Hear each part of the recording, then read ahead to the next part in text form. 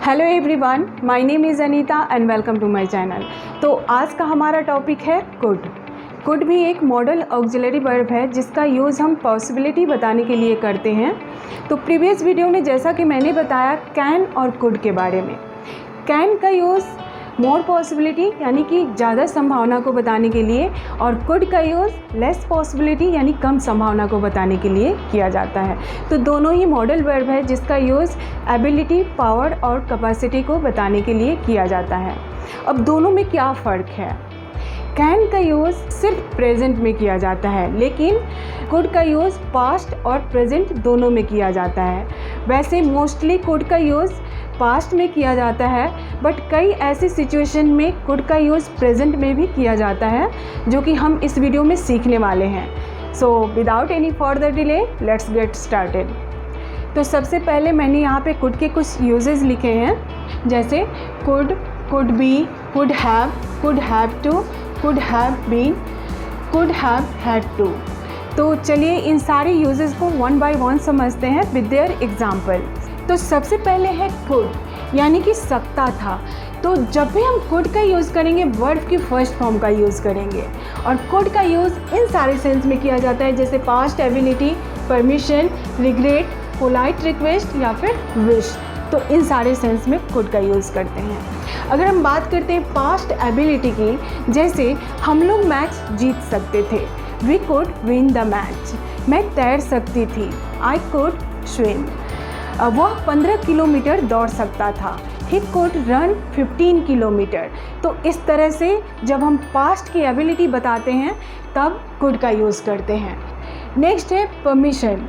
जब हम किसी से परमिशन ले रहे होते हैं किसी चीज़ के लिए तो कुड का यूज़ करते हैं। For example, could I make a call from your phone?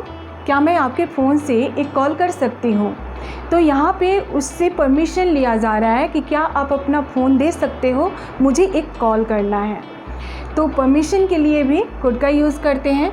Next है रिग्रेट, यानी कि जब हम किसी चीज़ के लिए पश्चाताप करते हैं कि मैं ये काम नहीं कर सका या नहीं कर पाया, तो कुड का यूज़ करेंगे।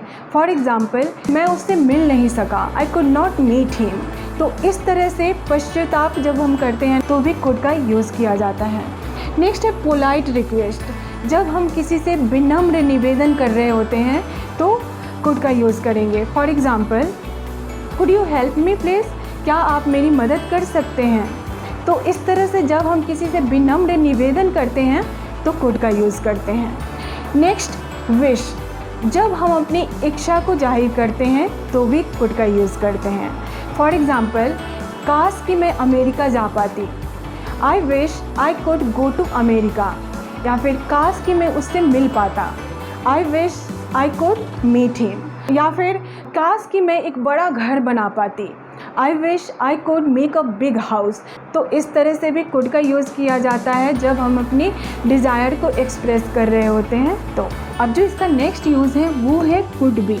तो कुड बी का यूज़ दो सेंस में किया जाता है, हो सकता है या फिर रहा हो सकता है के सेंस में। हो सकता है यानी कोई कहीं हो सकता है या फिर कुछ हो सकता है। वो डॉक्टर हो सकता है, इंजीनियर हो सकता है या फिर एक अच्छा इंसान हो सकता है। तो इस तरह से हम हो सकता है के सेंस में कुड बी का यूज़ करेंगे। या फिर कहीं हो सकता है, वो मुंबई में हो सकता है, घर पे हो सकता है।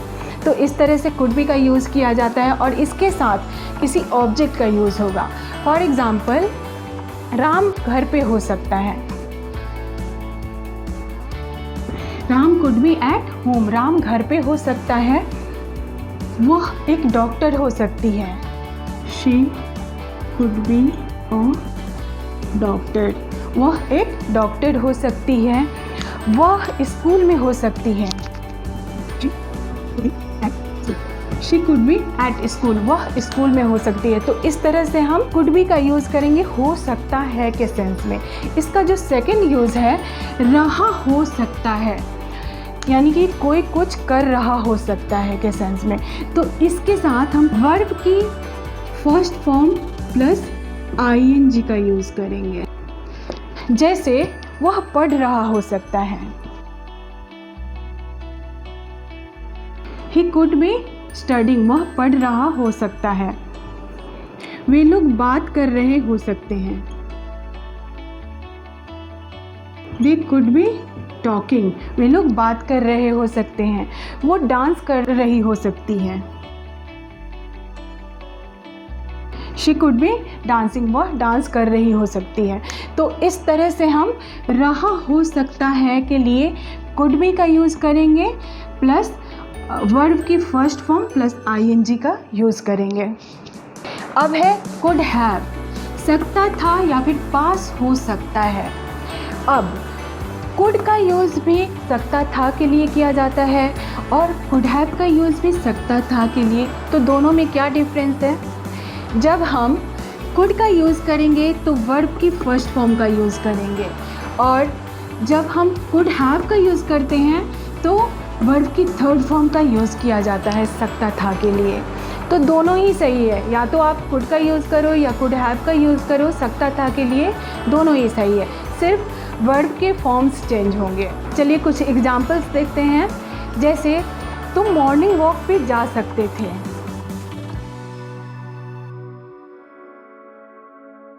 You could have gone for morning walk. तुम बच्चों को पढ़ा सकते थे।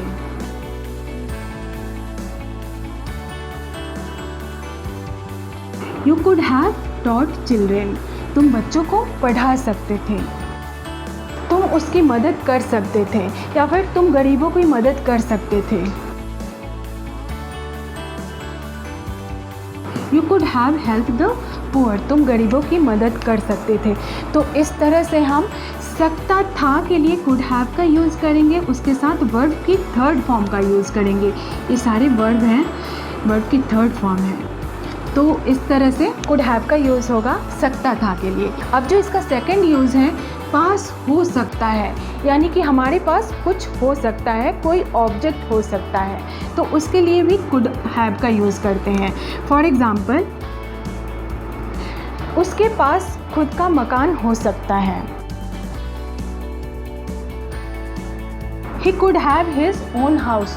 उसके पास उसका खुद का मकान हो सकता है। तो इस तरह से हम पास हो सकता है के लिए भी could have का यूज़ करते हैं। अब है could have to, करना पड़ सकता है, यानी कि हमें कोई एक्शन करना पड़ सकता है। तो जब भी हम could have to का यूज़ करेंगे उसके साथ वर्ब की फर्स्ट फॉर्म का यूज़ करेंगे। फॉर एग्ज़ाम्पल, आपको मुंबई जाना पड़ सकता है। You could have to go to Mumbai. आपको मुंबई जाना पड़ सकता है। उसे छुट्टियां लेनी पड़ सकती है। She could have to take leave.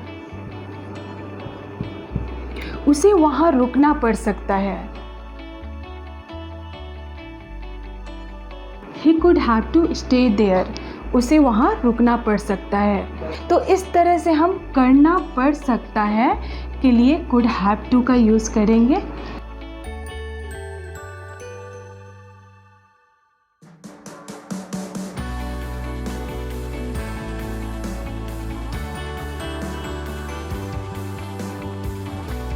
अब जो नेक्स्ट यूज है इसका could have been, किया जा सकता था, यानी कि पास्ट में कोई काम किया जा सकता था।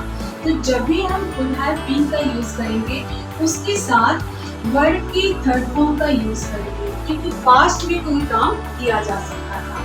फॉर एग्जाम्पल, उसे माफ किया जा सकता था। He could have been forgiven, उसे माफ किया जा सकता था। साइकिल को रिपेयर किया जा सकता था।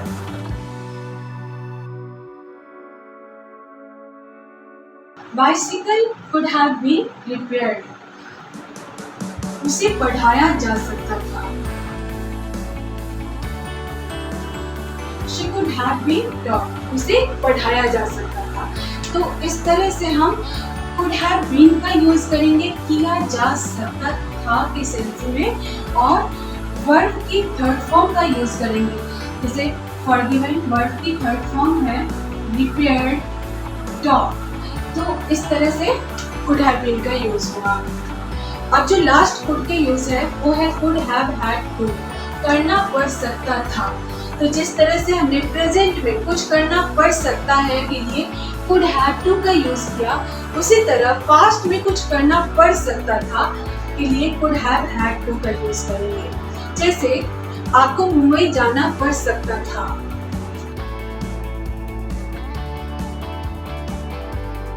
You could have had to go to Mumbai. आपको मुंबई जाना पड़ सकता था। तुम्हें हमारी मदद करनी पड़ सकती थी। You could have had to help us. उसे अमेरिका से इंडिया आना पड़ सकता था।